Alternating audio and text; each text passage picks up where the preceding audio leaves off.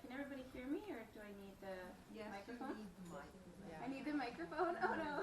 Please use it. Okay. I'll try to adjust it a little bit better.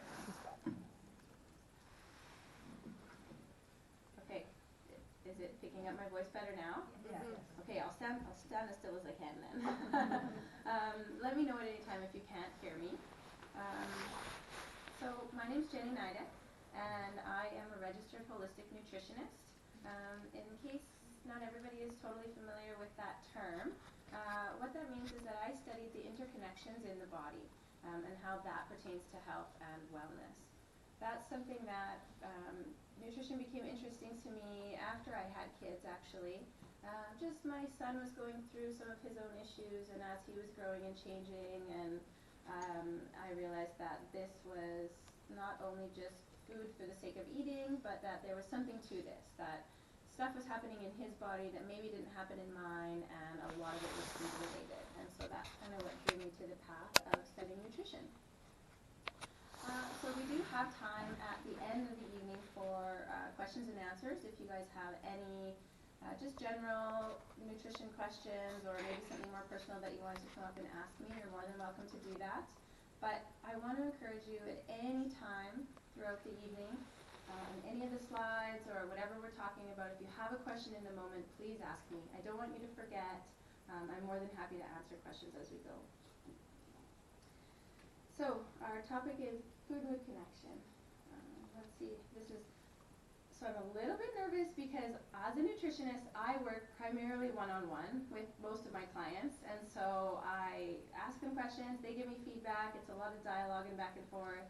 I have given presentations before, usually, smaller work corporate events, but I'm really excited to be here, so just know that my nervousness is excitement as well. So I wanted to start here. There we go. I wanted to start by thinking about the brain for a second. So our brain controls everything that we do. It controls our heartbeat, our movements, our talking, thinking, our behaviors, as well as our thoughts and feelings. Our brain never shuts off. It works 24/7, even while we're asleep. And so when something is that powerful, it's going to need powerful fuel as well. And that's specifically what I wanted to address tonight, is the fuel that we use to feed not only our brain, but our body as well. Oh, wrong way. There we go. I wanted to take an example to start out outside of the body. And maybe something that you guys are familiar with, something that you come into contact all the time with, very simple. Batteries. We all use batteries. We've bought them for this remote, you've bought them for your flashlight at home, and you've been walking through the store and thinking to yourself, do I really need to spend the money? Do I need those Duracell or those Energizer, those brand name batteries? Can I just get the Dollarama ones? They're probably going to work, right? Batteries are batteries. But at the end of the day, you get home, you bought your cheap batteries, you got home, you plugged them in, and it's working for a while. But then you realize in a week or in a month that, no, this wasn't the decision I was going for. Now I got to go back to the store and buy more batteries because they ran out, right? It's the quality of the fuel that we're providing that gives us the end results that we're looking for. And so tonight, I'm going the wrong way. Okay, there we go. The two key factors that are influencing our mood in relationship to the food that we eat are blood sugar and keeping our blood sugar nice and balanced, and the reducing or eliminating the chemicals that are using our transportation pathways. When we block the natural hormonal pathways in our body, this is when we get side effects that we're not looking for, like fatigue, depression, anger, some of those other that are listed.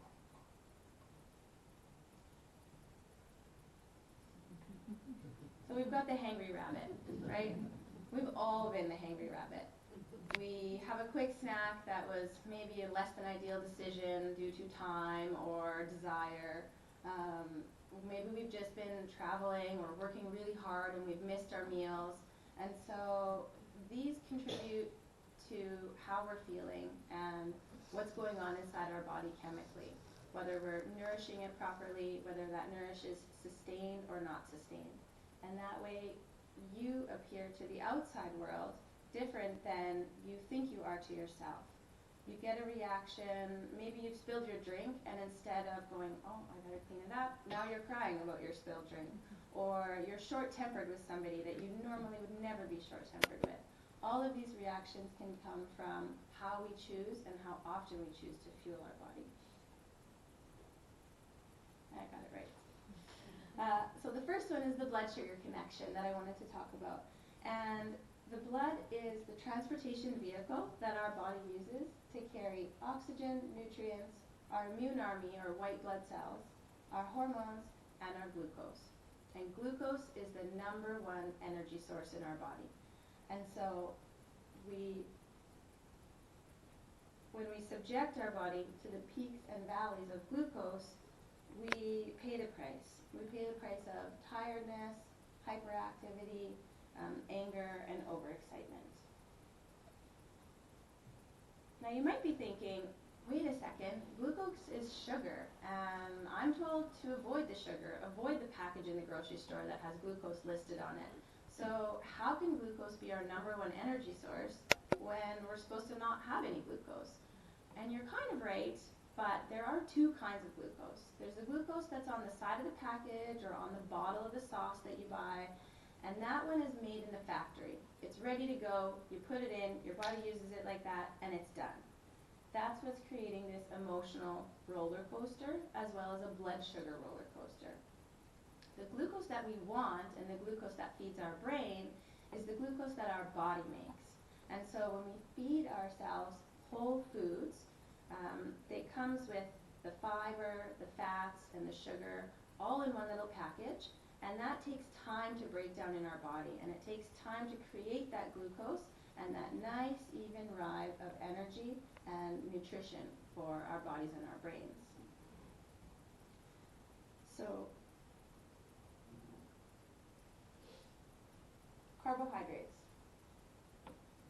Carbohydrates directly convert into glucose into our body.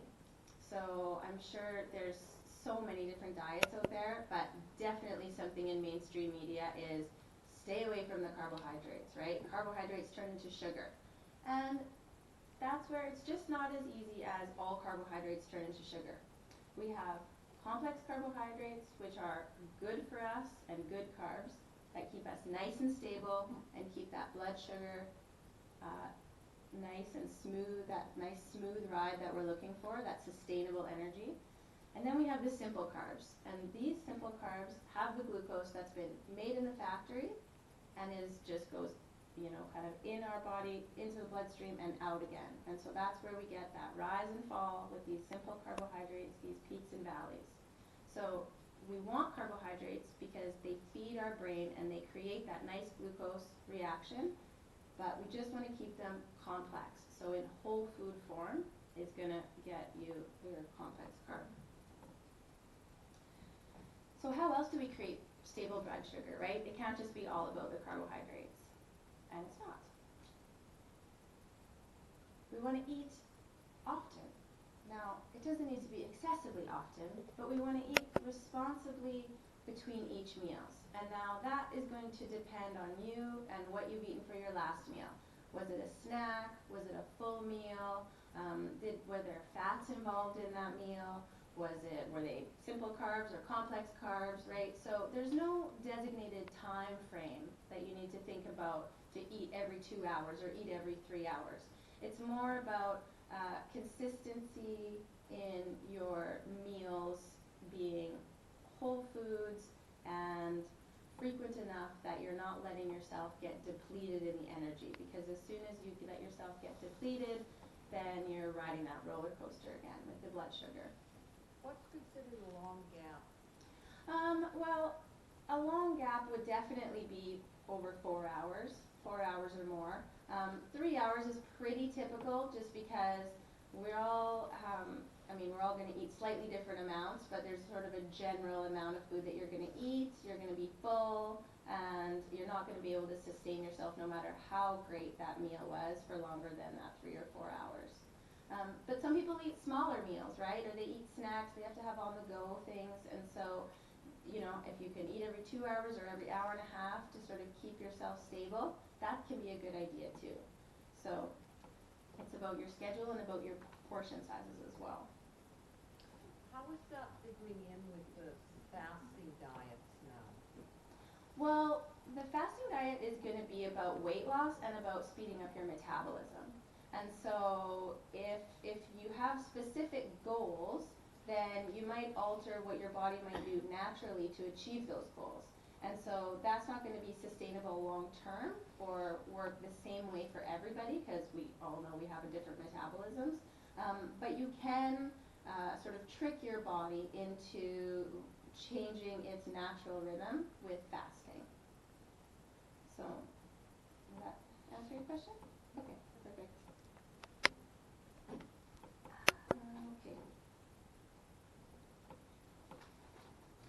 All right, so no long gaps between meals. We also have that perfect package by nature. That's what I was talking about before. So when it comes to a whole food, nature has put sugar in there, they've put fiber in there, and they've put fats in most foods. So fats and fiber slow down the metabolism of the sugar that's in the food. So this is why fruit is a great snack. Fruit is a fantastic snack. That sugar is not going straight into insulin production and, causing that glucose roller coaster. It's got all of that fiber associated with it that's going to slow that right down. Now, not every food is full of fats.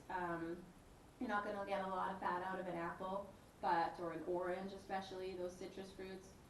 And something that you can do if you know you don't have a lot of time and you're trying to extend that glucose ride is to add nice healthy fats into your snacks or into your meals. And so with a lot of plant-based meals, there isn't a lot of fat in the meal, and that's where we can add things like nuts and seeds and avocados. I like plant-based fats because it's really good at keeping your cholesterol nice and low. Our body produces all the cholesterol that we need, so it's very easy to add these fats and have a nice stable heart as well. Are there foods that have all the good stuff in them, but also keep you full for longer, I guess? Yeah, so like foods that have a lot of fiber, like chickpeas, lentils, beans, those kinds of foods, high fiber foods, they're also going to sustain yourself for a long time. Vegetables are high in fiber, but vegetables mostly are also very high in water. Whereas beans, as you know, if anyone's cooked a bean, there's no water in a bean. You have to put all the water in it. So foods that are high in fiber and high in water are not going to keep you full for a long time. Foods that are high in fiber, low in water, that's what's going to keep you full for longer.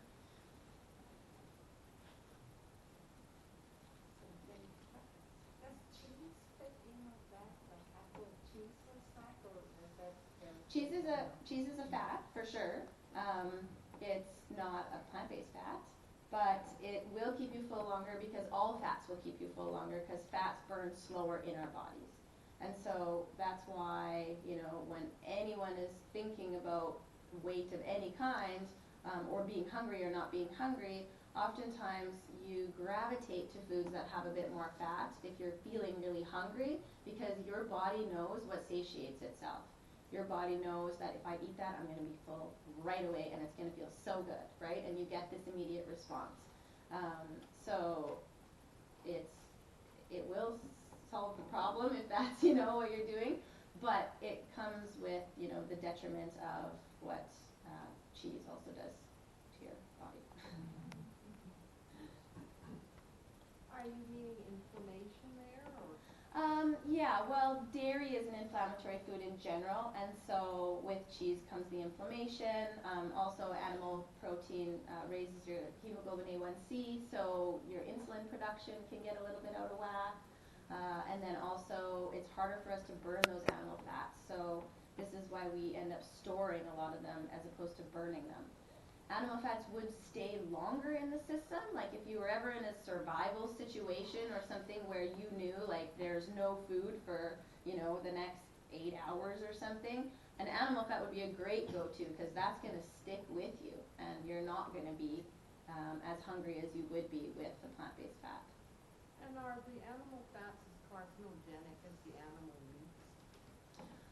Well, I don't think you can separate the two, animal fat and animal meat, because they're one and the same other than the dairy, I guess. Yeah. Could I just get you to repeat the questions in your answer because we can hear you, but we can't always hear the other people. Oh, sure. Yeah. Sorry. She said. Well, I don't know if I can remember all the questions, but Okay, just we're here on. Oh, okay. Okay. Good. Oh, okay. So keeping our blood sugar stable was factor one in this food-mood connection, right? To keep our mood nice and stable, we keep our blood sugar nice and stable, then we don't get hangry. So phase two is kind of what we have already been touching on a little bit, and that's what are we using to keep our blood sugar stable? What kind of chemicals or nutrients are we adding into our body? And what pathways are those taking that possibly other things could be using? So what we eat is how we feel, and that directly relates to our mood and our energy levels. Your diet is the foundation of every chemical reaction in your body. And so the more that we create positive chemical reactions with clean and natural food, free from artificial chemicals and hormones, this creates balance within our body. So we're going to go now moving into the gut. Our gut has been referred to as our second brain. And I think a lot of people underestimate the power that your gut has over the reactions that end up happening in your brain. The microbiome, which is your gut bacteria, your microbiome, or your gut bacteria that we grow, is responsible for triggering and creating hormonal reactions in our body. And so these hormonal reactions not only affect our mood, but they also can affect our body temperature and how we are, reacting both physically and mentally. So the digestive tract, the reason that the gut has been referred to as our second brain, not only does it produce these hormones, but the digestive tract has so many sensors in it that it gives us more exposure to the outside world than all of our skin does. And so we think about our skin all the time, right? We protect it and we cover it up, and we think about lotions and creams that we're using, or different, sun exposure.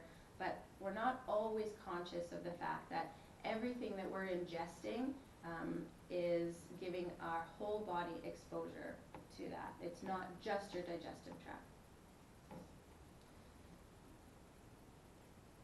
So we currently have conditions like ADHD, depression, chronic fatigue, and anxiety through our population in epidemic proportions.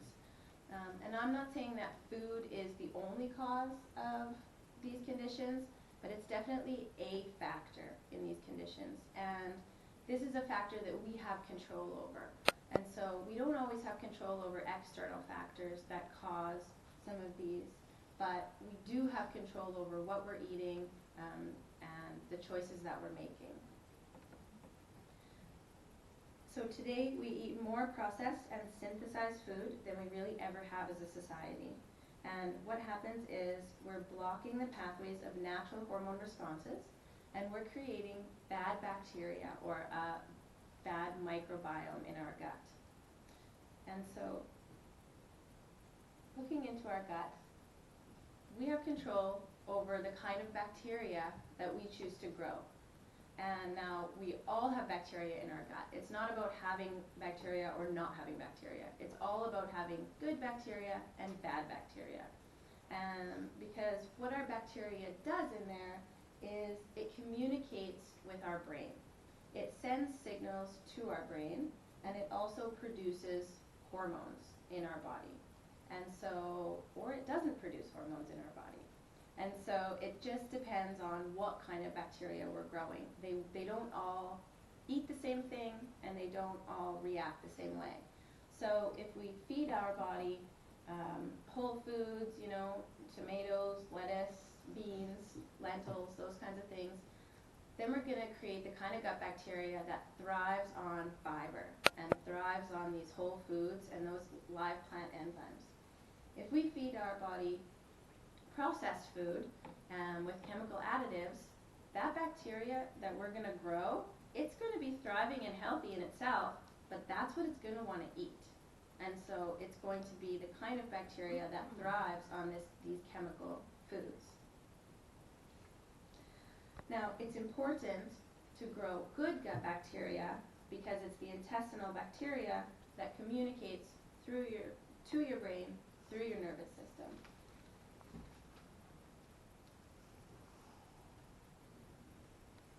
So we all know that our spinal cord has nerves on it. This is something that's very common knowledge, but something that is often overlooked is that your guts or your digestive system has as many nerves as your spinal cord, and so that's a powerful piece of equipment inside of your body. It's the communication there is strong, and it really depends on the kind of fuel that you give your gut as to what kind of signals it's going to send, whether it's going to make you feel nervous and anxious or calm and in control.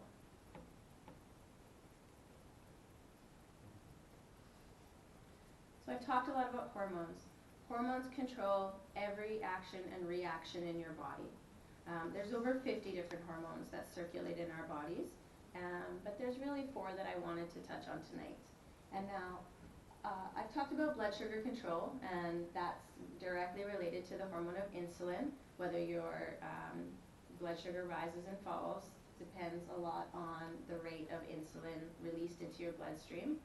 And that's going to be back what I was talking about before with the whole foods versus the processed foods and the whole form of glucose versus processed glucose. But some of these other hormones, serotonin, our happy hormone, or actually our mood stabilizer hormone, that's a really important one. Dopamine, this feel-good hormone, your reward hormone. And cortisol, the stress hormone. I'm sure we're all familiar with cortisol. So these hormones travel on pathways from the brain to the gut and the gut to the brain, all around the body. And the issue of blocking these pathways or using them for other chemicals, it not only affects us as adults, but it also affects kids too. So our children are ingesting artificial flavors, colored dyes, and synthesized ingredients, which cause a disruption in their natural hormone response. And it fills the pathways that normally would have serotonin and dopamine with cortisol and norepinephrine for no true cause. And in turn, it creates behavioral consequences like inability to concentrate, hyperactivity, anxiety, and even addiction. Now, the sweets of our past, they used to be flavored with actual strawberry or beets for that bright red color. But we don't get that anymore. You know, we get red dye 46 or just synthesized ingredients into these things. And so it's not really the same as it used to be. And it's hard for us as adults because marketing has done such a great job appealing to kids, and we had it as kids. And so we can really find ourselves in this push-pull of like maybe wanting some sweets that we've enjoyed as kids or giving them to our kids. And it can really feel like this loop that we don't know how to get out of. The detriment comes in here is that sugar can create an artificial dopamine response. And so it feels really good. And now that you've tasted something sweet and you've got what felt like this reward hormone released into your body, this can become a slippery slope, and it can create addiction for this hormone. And now the problem with this is that when the artificial dopamine is released, it inhibits the production of serotonin. We can't produce it. So now we don't get our mood stabilizer hormone.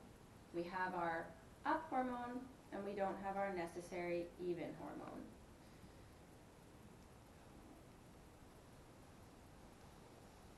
So serotonin. So serotonin is the hormone that cannot be produced or even falsely produced with our treats and our candy bars. This hormone is very important because, as I said, it's a mood stabilizer. And it's also directly affected by our diet because 90% of serotonin is made in the digestive tract. And so it's the foods that naturally contain amino acids that help the digestive system produce serotonin. So we have foods like dark leafy greens, seeds like pumpkin seeds, sunflower seeds, chia seeds, walnuts, berries, avocado. All of these amino acid containing foods help our body produce serotonin. And again, this keeps our mood nice and even keel. Why is tuna bad food? Well, it's first of all, it's high in mercury very often, so that can be a bit, worrisome when ingesting too much tuna. But it's also quite a fatty fish, and I think that specifically is trying to show canned tuna, which it's best to stay away from. Really, I mean, all canned fish if possible. It's one of those things that's getting worse to eat too, I think. Yeah, well, fish is can be a bit problematic in the microplastics that they're finding in them, right? That they're just in there in such, not minute amounts, but like the actual plastics are so small that now they're being absorbed into our bodies, and so they're giving, now they're coming up with all sorts of advice to stay away as long as you can, especially if you're going to get pregnant. Try to clear your system out, sort of as best as possible. So you have walnuts out there, is it just walnuts? Or No, it's just nuts. It's really just nuts, yeah. Could you repeat the questions? What is fine? Oh, walnuts. She was saying why is it just walnuts up there? But I was saying it's not just walnuts, it's all the nuts are great. What's HTP, 5-HTP? 5-HTP, she says, what's 5-HTP? So 5-HTP is an amino acid supplement that you can take, and so it's just an example of amino acids that help produce serotonin in the body. Sometimes, depending on your diet or depending on your current gut bacteria, we have a different level of absorption, and so there are a time and a place for supplements. And what about rhodiola? Never heard of it. Radicola, I think maybe. It's a vegetable. It's like I think it's like a radish. It's like a radish. It's a herb. Rhodiola. It's a herb? Yep. But it's bitter. Isn't it? That's radicchio. That's radicchio. You're thinking of radicchio. Yeah. Thinking of the other one. So you don't know everything? I don't know everything. I didn't make this picture. I just picked it because I thought it was really good. Thank you. Okay, so we're starting to get the point of we're eating whole foods, right? We're feeding our microbiome. We're releasing serotonin into our brain. We feel calm and in control. So what happens when we're eating artificial flavoring and coloring? Besides, artificial dopamine. We start to get reactions in our body, undesirable reactions in our body. We start feeling not the way that we're hoping to feel or wanting to feel, but we're feeling as a result of the actions that we've taken. So artificial flavors can trick your taste buds into thinking that you've had cherries or strawberries or lime, but your digestive system is not so easily tricked. And so without the biological makeup of that strawberry or that lime in there, you're not going to get those same reactions and that same nutrient absorption in your digestive system that's going to trigger the hormonal responses. And that's when we really feel the side effects of our actions. listed some of them up there.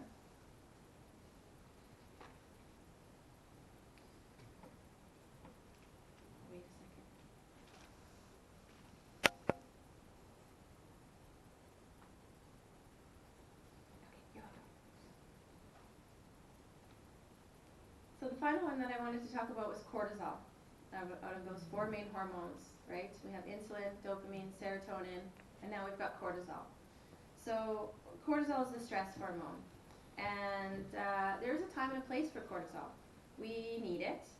We actually have a natural cycle in our body throughout the day of rising and falling, and when we ingest substances like caffeine, this raises our cortisol levels. So it depends when we're ingesting that caffeine as to how much it's affecting us. If we're going to have it during a natural downtime, now we've raised that back up again.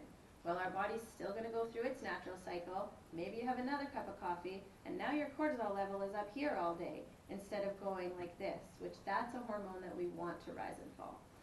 So we need the cortisol because it really helps us under pressure. It helps us to be clearer, to be more alert, pay more attention, and when we're up all the time, we get that heightened memory and attention, but what we also get is increased blood pressure, increased blood sugar, it suppresses our immune system, and it decreases, again, our serotonin or our mood stabilizing chemical. So that can keep us a little bit on edge if we're having our cortisol raised up. So Yeah. what happens during cortisol time? So what happens during cortisol time? Okay, so I mean, the more I looked at this cute little graphic, I realized that it might be a little bit confusing when it says the best time that science wants you to have coffee. That's if you wanted to be like up here all day, because your natural cortisol cycles would be in the early morning, middle afternoon, and then it's going to peak one more time towards the evening, and then it's going to drop back down so that you can fall asleep. Now, if you had those cups of coffee in between, then you'd get that high cortisol ride all day, right? So you'll feel even sometimes those natural dips because your body is depending on that fake stress hormone from the caffeine. So we really shouldn't be drinking the coffee during the 9:30 to 11:30 and 1:30 to 5. Those are the times that we're naturally dipping down, and we want to stay away from those caffeinated substances that causes that fake stress basically in our body. When should we be drinking coffee then? Well, Can we drink coffee? yeah, when should we or when can we? Well, yeah, exactly, right when you wake up, really. Like, I mean, it's a yes and a no, because there's other chemical reactions that at the end of the day, coffee's not good for us. But I know we like it, we like the flavor,